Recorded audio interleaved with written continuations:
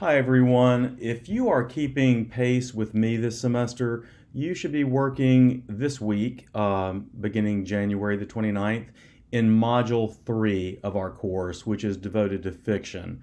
Last week, of course, we were in Module 2, which was a look at understanding the scope of the course and looking specifically at a poem by Ada Limon, who's our nation's poet laureate. So we're moving to a different genre this week, and I just want to draw your attention to the to-do list for Module 3, which is like the to-do lists in all the other modules. Um, there are some reading assignments both from the text, the Contemporary American Short Story, and reading assignments loaded in the module. And the most important of these are as follows. The short story Control Negro, which is by Jocelyn Nicole Johnson. Not only is it loaded down here in the course right there, but you also have the opportunity, if you want to listen to a podcast in which the actor LeVar Burton reads the short story. He introduces it actually with some brief comments, and then he reads the story. It's really enjoyable, and I would recommend it to you. When you write about Control Negro, you need to have the text handy so that you quote accurately.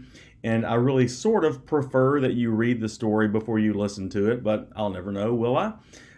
So just be sure, to have the text handy, and I hope you enjoy it, and I hope it gives you something to think about.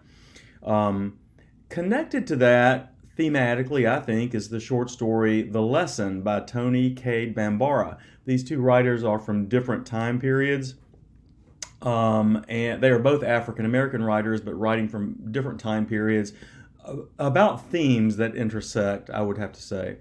I believe I have this hidden from you, the Kurt Vonnegut video, which is unnecessary for you to watch.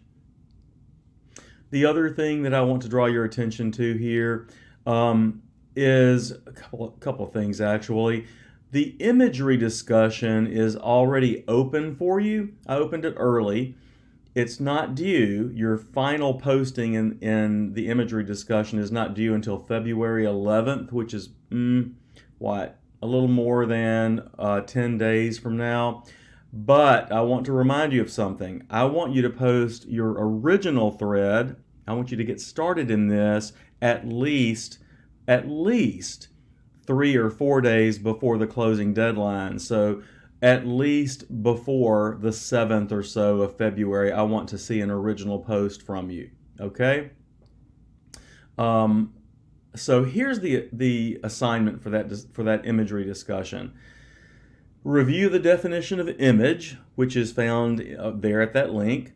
Then choose one image from any poem or short story we have read. Take that image and explain how it makes the poem or short story work. In other words, number one, what poem or short story is the image from, and what is the image that you're talking about? You can quote if you'd like to, but if you just want to say, I'm interested in the image of the father stealing hubcaps from Ada Limon's poem, The Contract Says, that would be clear enough. I mean, that's a clear image that happens a couple of times in that poem.